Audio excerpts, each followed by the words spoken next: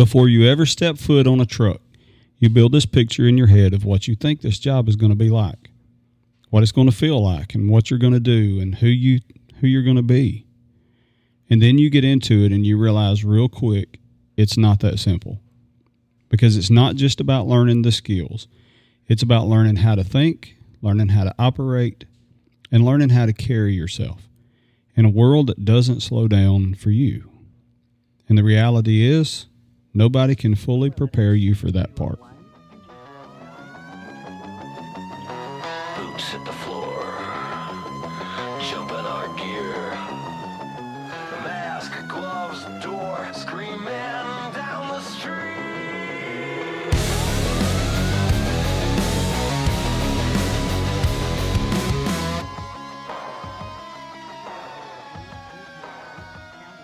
Welcome to Wind the Q, the stories behind the sirens. I'm Lieutenant Dotson, engine officer in Northwest Georgia. This podcast is about the real conversations in the fire service. It's about the brotherhood. It's about the lessons we learn along the way. So this is a big one for the show. It's our first episode that's recorded out of state, and we're down in Central Florida. I think this conversation matters because we're not talking about the job from years down the road. We're talking about it from someone who is in the middle of it right now. We've talked to the veteran captain, and we've talked to the one-year guy. So our guest today is in rookie school.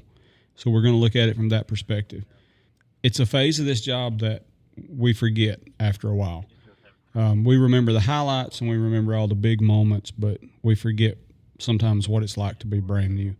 So that's what we're going to talk about today.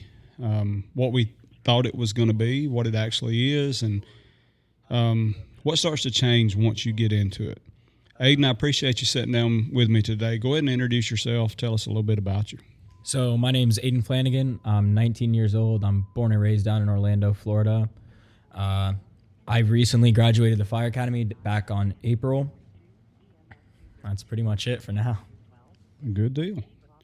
When do you go on the truck? Oh, I shouldn't say on the truck. You can say engine, truck, whatever you want. When do you go on shift? How about that? My graduation date is July 2nd, so I could be on shift the 4th, 5th, or 6th. Just depends on what station and shift I get. Gotcha. Do y'all do 24 on, 48 off? Yeah, I think our next kind of contract, we're going to 24/72 or Kelly days. Gotcha. Okay. There's a lot of departments that are changing the way they do their shifts. I don't know about the 24/72s. I wouldn't complain. I know we're trying to get a lot more people hired so that we can get that. And one of our kind of cities in our department recently switched over, and a lot of the people that are over there have said that they like it so far. Good deal.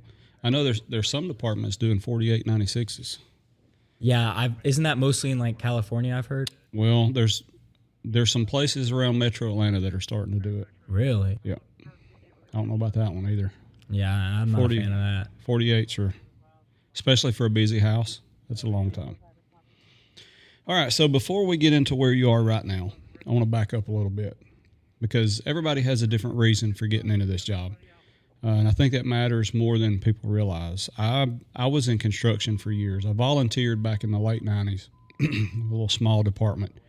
And I think you get the fire bug or whatever you want to call it. You get this thing where if that's what you're meant to do, it's hard to get away from that. So I got in construction, did that for years, and the time come where I knew if I don't do it right now, I'm not going to do it. So I was 32 when I got in the fire service, which is kind of late, but I'm glad I did it when I did. But like I said, all these years I'd went wanting to do that, but when you get older and you have kids and you're locked into a job, it's hard to leave. I feel like if I leave, I'm taking a risk. But luckily, things worked out, and I've been there a little over 12 years now, and it was a good decision. I enjoy it. But like I said, a lot of people don't realize that change. Some people grow up around the fire service. There's some people that I work with that their parents or their daddies were firefighters. Their granddaddies were. Some people just get into it. There's other people that I work with that it was just a job. You know, there was openings and they got hired. And then some people feel pulled toward it, and that's kind of where I was at. So for you, what made you choose the fire service? And when you made that decision, what did you think it was going to be like? So I had never, like, in high school, everyone would always kind of talk about what they wanted to do, like immediately going to high school. And I never really had a big idea. And I got lucky that I joined a program because originally my plan was just, I'm going to go to college, figure it out, try and play a sport in college. And then my buddy told me, hey, there's a fire program at our school. You know, they work out a lot. I know you're trying to get in better shape. That could help you. So my sophomore year, I decided to join and try it out. And it's like you said, I was just kind of bit by that bug. Like, Yep. I immediately fell in love with it. That was my favorite class for 3 years straight, and I was there every day, just working, like getting the basic skills down.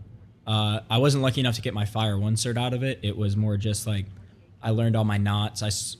My senior year, we had just started throwing ladders, and then like some of the small stuff, like nothing for state testing, just the basics. Yeah. And I got very lucky to have that. Get your feet wet and learn the basic stuff. That's awesome.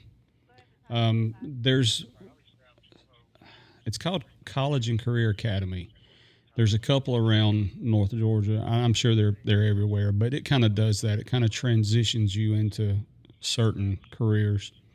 And there's some for fire and law enforcement and stuff, but I think that's awesome. Yeah, that's kind of like what our program was. It's called a magnet program for us, but Yeah. that's pretty much what it was because we had like law, we had police, just some other Yeah. small stuff there. Yeah, that's cool. I like that they do that. All right. So that's I don't know. Before I got into it, I guess I had this picture of what you see on TV.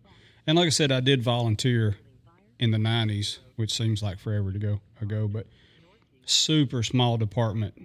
Like I was there for like 3 years. We run 2 fires. Now, one was a school and one was a mill, so they were big, but that's all we ran. We didn't run much. Once I got hired on at a career department, I realized, dude, this ain't nothing like I thought it was going to be. And I made that joke a while ago about firefighters mop and clean and wash trucks, and that's really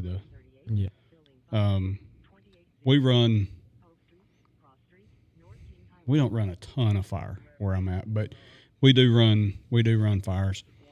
But the majority of our day is not what I thought I was getting in the fire service for.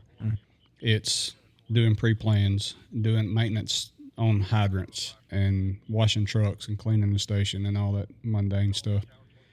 But it's all part of it. It all makes you better. So now that you're in it, this is where things start changing. And there's always that moment where the picture that you had starts to shift a little bit. Not because it's bad, but because you see the reality of what's going on. So talk about that for a moment. What hit you first when you realized this isn't exactly what I thought it was going to be? So the first time I ever really had a moment that hit me was in standards when I put on my gear and we did our first ever rule of air management drill. And it just kind of whooped me because I kind of thought I was in good enough shape. Like I was going to kind of be able to keep up, and it definitely put me down. Yeah, it's different. And being there, like kind of realizing like this gear is really, it's getting me. It's not what I expected. I mean, we were in January and that heat was like, even just being in the gear kind of killing me. Yeah. And definitely the gear in my first ever ride along, because my first ride along, I was in a station and they didn't have like a great bond, is that the word I guess I would say for that? Like they didn't take pride in their engine. Like I just kind of saw that side of the fire service first. Yeah. Like that was my first ride along, and I was like, these people are just kind of sitting in their rooms. Like I didn't really see them do the check off or anything. Like they just went and kind of hit all day. Yeah. And that was definitely my first, like, there's going to be a lot of people that I run into like that. And then I got lucky that my second one was the next day, and I saw the better side where they're training, they're there, they're running calls, they make sure that engine's checked and washed. Like, Yeah. definitely those were some of my wake-up calls. It's like, even though we don't get calls all the time, there's still a lot to be done around the station. Absolutely. So It's amazing to me because we run 3 shifts, ABC, and then we've got 5 stations. And I know this is it's even a bigger deal for a bigger department. But to work, like I'm on C shift at Station 1, our headquarters station. And if I work overtime or if I work a swap or something and I end up on A shift or B shift, how different, even though we're in the same department, how different the shifts are one from another. And then even on the same shift to go to a different station, how different the crew dynamics are, or, you know, the way that things are handled throughout the day just from one station to the other. And you run into that. You have the crews where people train, they check their trucks in the morning, things are squared away, it's washed, it's clean, it's ready to go. And then the ones who, they're just there for a job. And we kind of mentioned that a while ago. I think that's the difference in being called or having that pull and still being passionate about it versus it's just a job. Yeah. Show up and do your thing and you go home. And it's easy, especially after a few years, to kind of get comfortable, but try to keep your passion for the fire service. There's waves. Every so often you'll go through a wave where you kind of feel like, man, is this really what I'm supposed to be doing? And you kind of, maybe you have some bad calls or whatever, push through it, and you'll get some wins, and then you'll be back on top. It's just waves. It's the way it happens. But what you were talking about, the different crew dynamics and stuff, that's where people either start to adjust or they struggle with it. You can, even if your assignment is with one of those crews, you can adjust to it and just be self-motivated, go out and train, do some things like that, study, whatever. Or you can struggle with it and you end up usually in the same boat they're in. And I don't know the crew you're talking about, but we have those that are lazy, for lack of a better term, or disgruntled, or they're just negative. But try to stay motivated yourself and move forward. It's not all about learning the skills. Sometimes it's the pace of what we're doing or the pressure. And you don't really get eased into that. You just kind of end up there. I know in recruit school, accountability is massive. And I don't know how y'all do accountability. Do y'all have tags? What do you mean by tags? Like marker tags? Like tag? Well, we do accountability tags. So every person has their tag. And then even because some recruit schools we do in-house. And then we have a state training center that if it's a small, like 2 or 3, we'll send them there. But if it's in-house, then everybody has their accountability tag, and it's just got your name, your rank, and your picture on it. And in recruit school, you have to keep up with that. Well, there'll be a leader for the week, and he has to keep up with those tags for everybody. So he has to know where everybody's at all the time. And then that builds discipline, because once you're on the truck, we still have those tags. Once you're on shift, you still have the tags. Yeah. And as we get on the engine or the truck or whatever in the morning, we have a ring that stays by the steering wheel over on like it's hanging on the blinker switch. But it's a ring, and everybody on that truck attaches their tag to that ring. And then if we run a fire, command gets that ring and knows who's on that crew. And that's how we do it. There's a lot of different methods for doing that, but that's part of our accountability through recruit school too, is the leader keeps the tags, and it's up to him to know where everybody in the class is at. Yeah. Our accountability, we don't have tags. Like our helmets have like squad identifiers. We're just broken up into 6 squads in total, and between our 2 classes, and we have a class leader for each class and then squad leader. So it's kind of broken down like chain of command.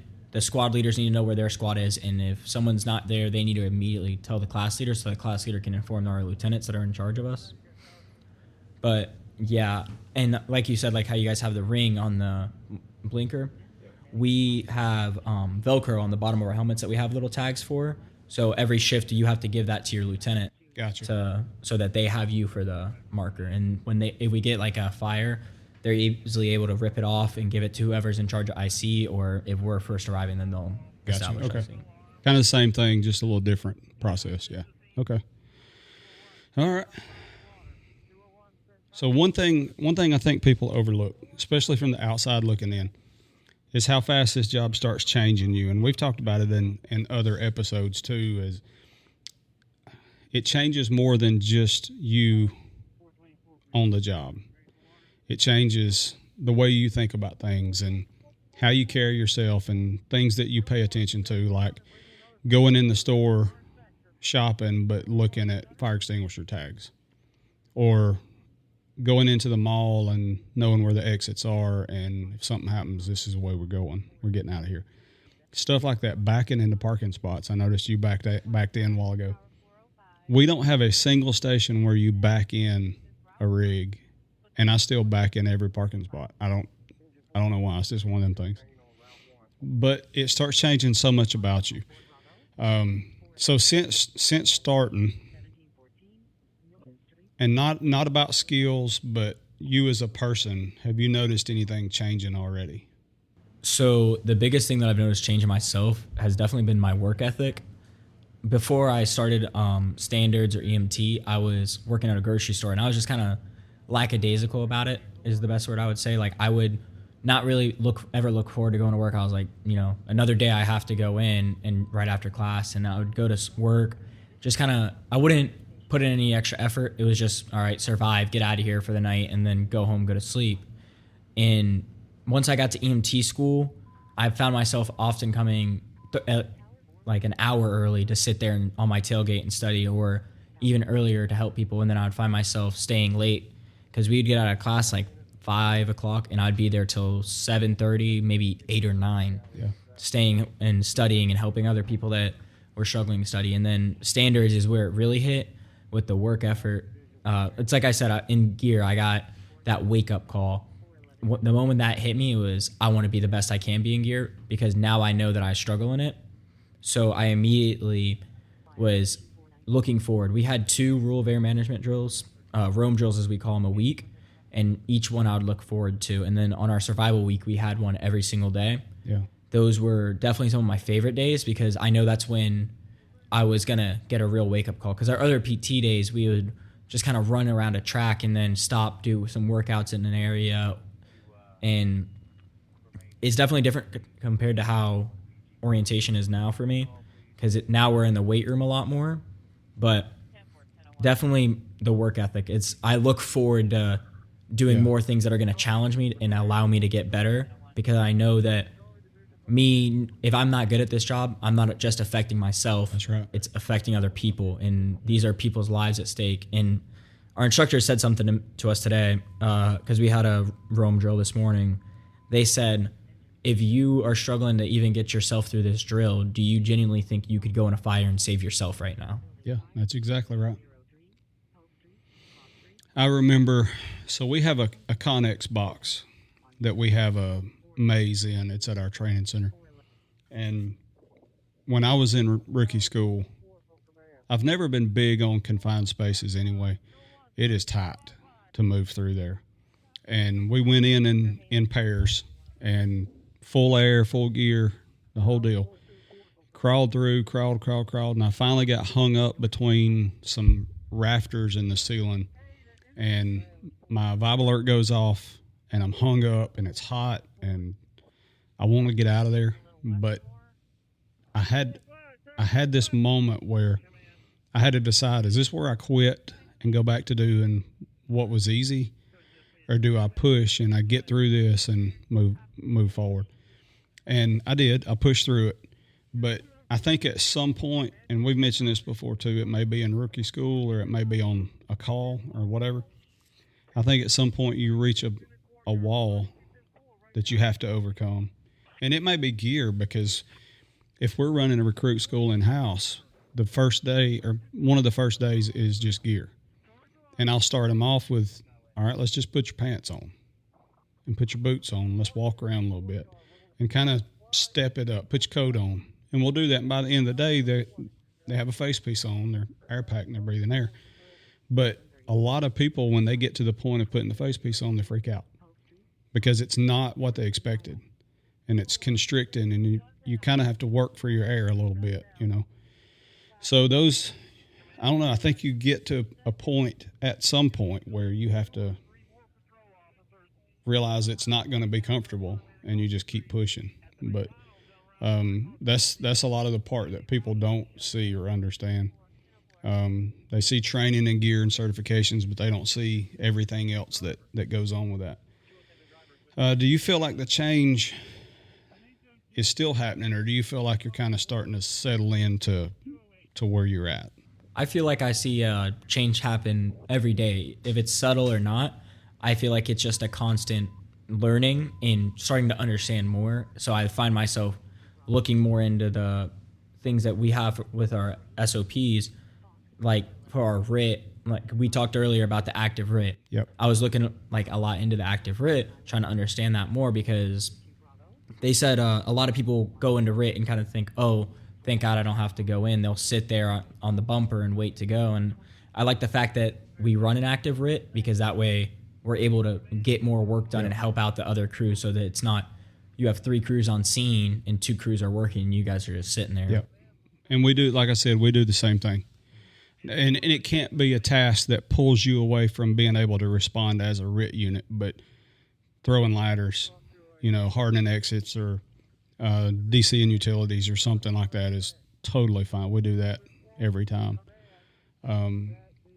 So yeah, that's good stuff. And I think we are always changing. It don't matter if we're 25 years in. We should always be changing and learning and moving forward. The ones who sit in the recliners all day and don't do anything, they're the ones that have settled into where they're at. Yeah. So you said you're through with recruit school, but you're in like an orientation period? So our orientation, it's technically called RTO, Recruit Training Officers. It is our orientation, but I had a brief understanding of what was going on in the instructors already, because I went to my school in-house. Yeah, I got you. So like they sent me somewhere for EMT school and they sponsored me, and then when I came back, it was, now we're sending you through our own standards program. And I was very lucky. I'm the second class they went through with them. So we did a lot more, and having such a good training facility, we had a lot more opportunities, because where I went to EMT school runs their own fire program. And you hear from some of the people and they're like, we only got to do like a couple run-throughs of the state practical, and every day that's what we were doing. And we joke that we're getting tired of doing the same thing every day, and then we kind of think about it and we're like, we're very lucky, because we had 100% pass rate, and some of these people that's awesome, got to do this once and they have to go take that test. And then like you brought up mazes, we were lucky. Our instructor built a maze on a level. He built 4 mazes in one.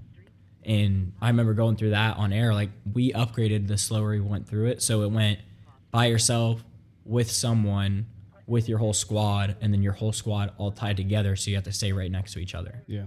So I feel like that was definitely one of the big shifts. Yeah. That we got very lucky having that. Yeah. Good deal. So you're in this orientation period, and we talked about this the other day. I keep saying on the truck, not to be confused with on a quint or on a tower, but terminology, I guess. But before long, you'll be on shift. You'll get your assignment, and all that'll be good. But what do you think about that transition, moving from finishing up recruit school and going through the orientation, and then you're in it, you're on shift? Honestly, that transition looks a lot to me like earning my place. Being out there training, like I'm walking into a crew that has no idea how I work. They have no idea if I'm able to perform a lot of these skills. So I think if I at least go out and train, kind of earn my spot to say, and knowing my engine, because there's a lot of talk about people that they don't get to know their own engine, and they're on a scene and they're fumbling, opening up the doors, trying to look for like the K12 saw or something, like, and they don't know where it is on their own engine. Yep. Well, we run into that too, and we get on scene and people are opening every door looking for a specific tool, and we see that. But One thing I did when I went on shift, my first shift was on a Sunday. Saturdays and Sundays are our kind of like chill days. Mm-hmm. So we don't have anything on the schedule. We're not doing hydrants and pre-plans and all that stuff. We just run calls.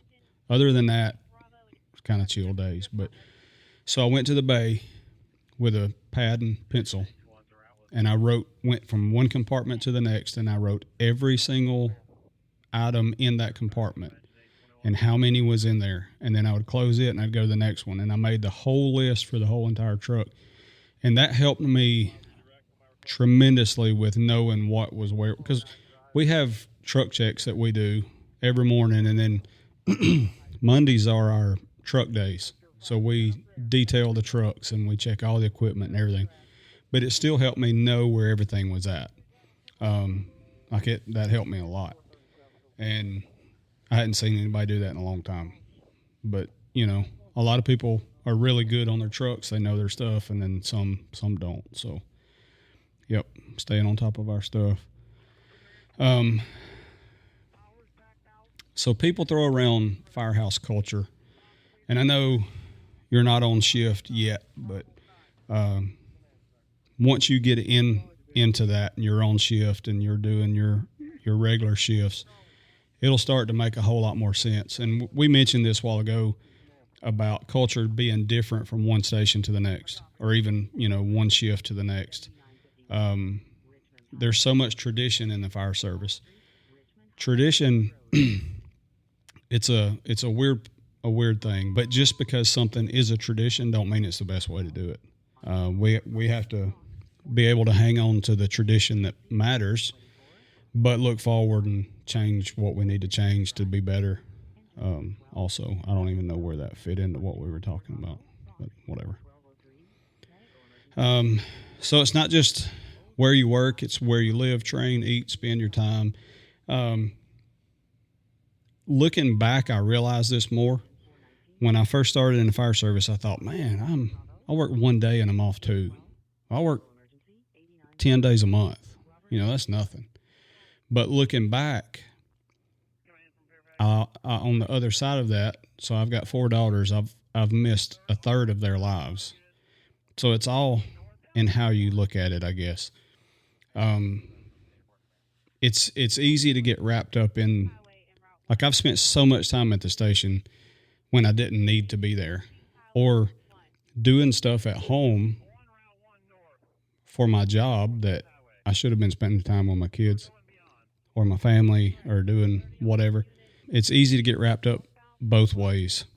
We try not to take our home life to work, and we try not to bring our work home. That don't go well either, because it happens.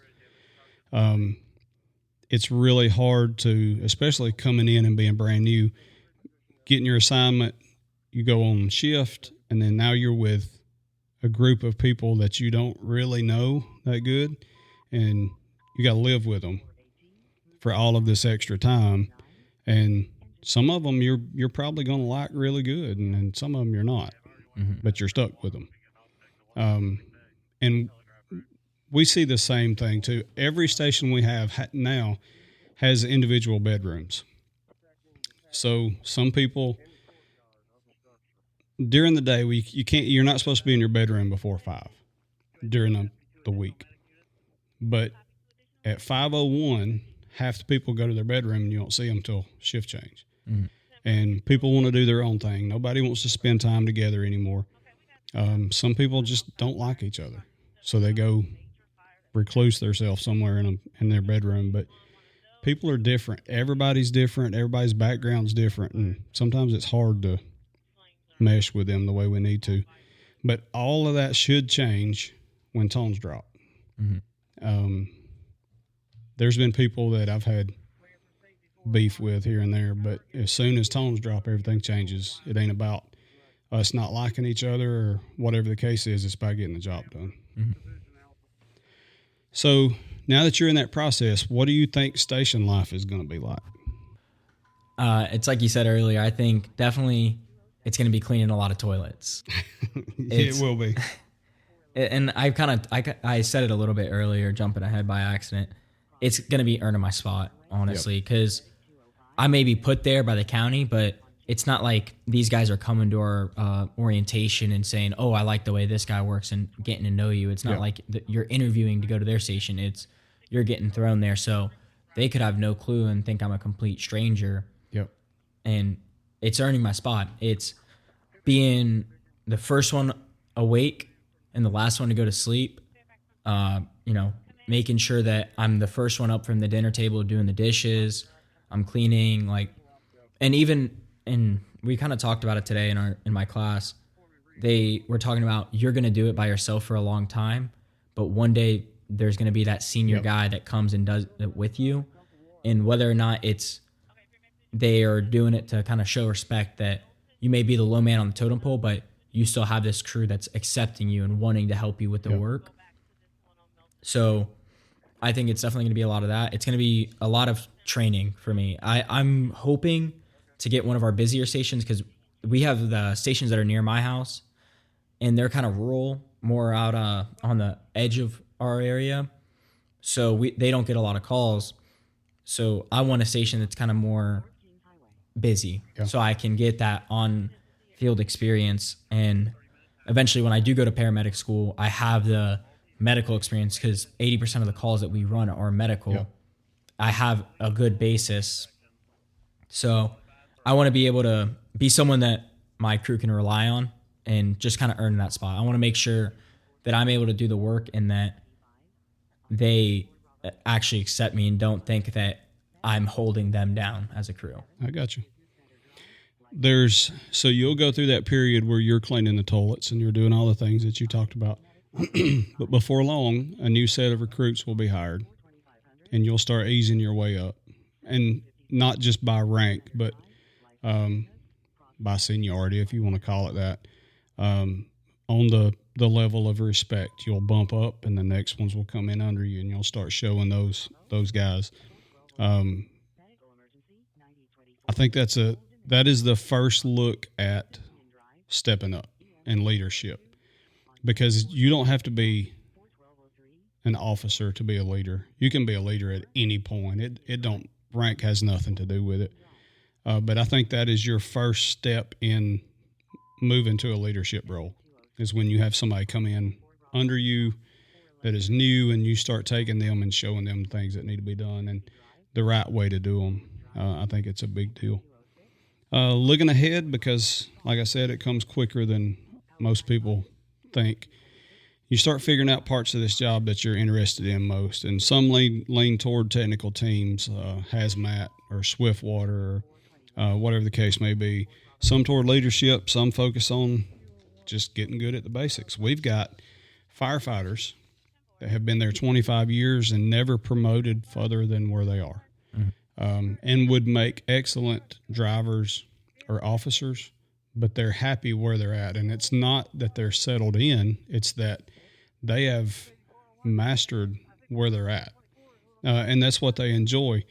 And to throw this in also, if you ever start thinking about promoting, don't promote yourself out of enjoying your job.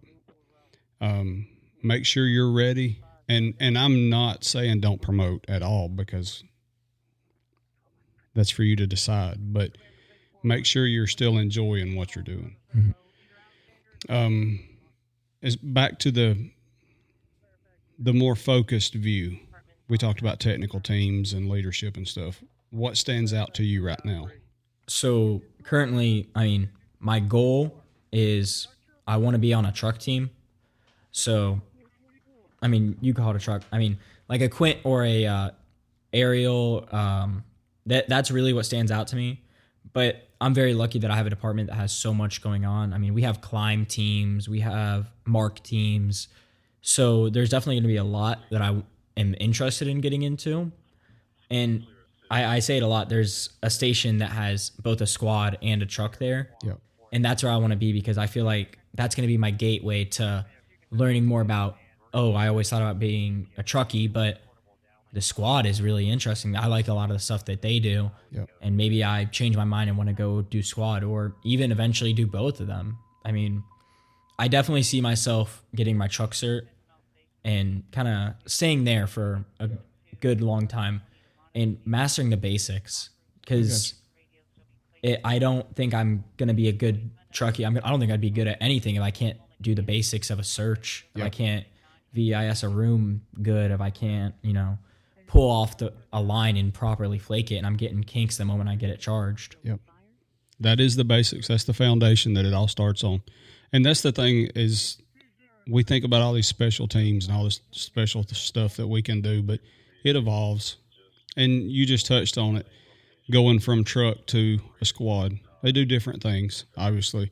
But, yeah, the things we want to do and the directions we want to go in, they evolve. They change, Our interests change. But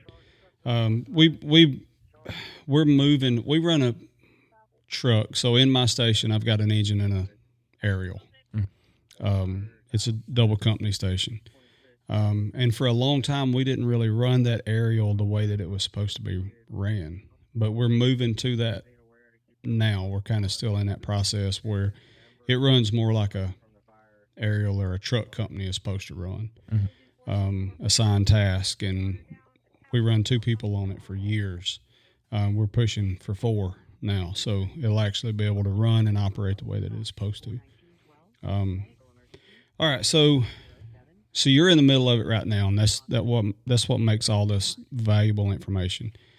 You're not trying to remember how recruit school was; you just got through there. So if someone's about to start recruit school, standing exactly where you were at not long ago, what would you tell them? Prepare to. You're gonna want to spend a lot of time getting, first of all, just getting in good shape, and it's a lot of cardiovascular stuff with being on air and trying to make that bottle last and do as much work. And honestly, this kind of got me too, was make sure you're ready to sit down and study. Yeah. Because I had, like in my high school program, I had briefly gone over the book, but when I got there, it was kind of a wake up call with the book. I'm looking at it, and it's a lot of terms that take time to understand. So if you can even get like a brief understanding of it, it helps so much to be able to study that. And like, there's workbooks that you could do, Quizlets that you can do to study it. And that's honestly what helped me. But I would definitely just say, get a good cardio and be ready to study and spend a lot of time. Yeah. So you can be good and graduate. I don't think people realize how much education we do, even once you get on shift. Like, it's still not over. We have to have right at 240, 250 hours a year of training for different things. We have company training, officer training, hazmat training, all this stuff. And we have to have a certain amount of each one of them. And y'all may be close to that. You may be more or less. I'm not sure what y'all's requirements are once you're on shift, but yeah, I don't know our yearly. I know I know we have to do our ISO Class 1 training with our multi-company drills, so we definitely have a lot of hours going on for that. Yep. So it never stops, especially first 3 years of finishing up other classes. Because you mentioned that y'all's rookie school is 10 weeks. Ours is 10 weeks also, but y'all also do the EMT stuff and all of that. We do the basic class, and then typically it's to the state training center. We do hazmat stuff, vehicle extrication and stuff like that. That's not really part of our recruit school. That's added on after. We also have a career path that is laid out for every year, first year, second year, third year driver, which we call sergeant. And then as you promote up, but it lays out certain classes that you need during that year. So yeah, it's a lot of schooling to try to keep up with. And that's real advice. That's not polished. That's not filtered. That's somebody who's in it right now. And that perspective matters a lot. So with all of that being said, let's lighten it up just a little bit. Totally unrelated to the fire service. Totally just personal questions. So what artist or music are you into right now? I'm definitely bit by the country bug again right now. My parents were just in Nashville, and they were sending me all the videos and the bars and everything and the live music. So it's definitely got me. I'm finding myself on the way in every morning, listening to country more than anything else. I got you. So definitely like Morgan Wallen. I mean, he's one of the big names right now. I definitely go a lot back with George Strait. That's one of my favorite ones. You know, just some artists like that. I got you. I like country too. I listen to the old stuff. I like Carrie Underwood. I like Randy Travis, but I like George Strait, and I like some of the older stuff too. What about podcasts? What other podcasts are you listening to? So I'm not a big podcast person, actually. Besides this podcast that I've listened to a little bit, I've listened to one other full episode of a podcast, and it was the Nick Bear podcast. Okay. And it was a lot about like athlete mentality, because I follow him and his supplement brand a lot. And it was him interviewing one of his own athletes that does the Ironmans and everything. And he was kind of talking about his buildup and the mentality that he went through. And that kind of helped me, like, even before I started, because I was trying to get in better shape every day. And just kind of the mentality that they had, like, in running. Like, I can't run without music. It's a really weird thing about me. Like, I hate it. It's just terrible. And, like, for Ironmans and stuff, you have no music and you're going for 12 hours just working. Yeah. So he was like talking about how he gets through stuff like that. And that helped me on the runs in recruit school for sure. Good deal. All right. Last one. What's your favorite Bible verse and why? My favorite Bible verse is definitely Romans 8:18. The pain you are feeling cannot compare to the joy that is coming. I think it definitely helps, because no matter what you're going through in life, like, something could really just be eating you alive inside, it just bothering you, or you have something happen. Like, no matter what you're going through, you always have a God to fall back on, and you can always fall into your prayer. And the joy that is coming through every single thing that you suffer through is inexplicable. Like, I have the days where it's just a rough day. I feel like I'm getting beat down, and I think in a couple months I'm going to be I'm doing what I want. Like, it's just pushing. You have to push through the rough to get to the good, no matter what. That's right. Joy always comes in the morning. All right, that's good stuff. So this is why these conversations matter so much. The job's not just seen from that one perspective. Hearing it from someone else that's right in the middle of it, that's about as real as it gets. Aiden, I appreciate you coming on. Like I said, I don't have 1 million subscribers. Yeah.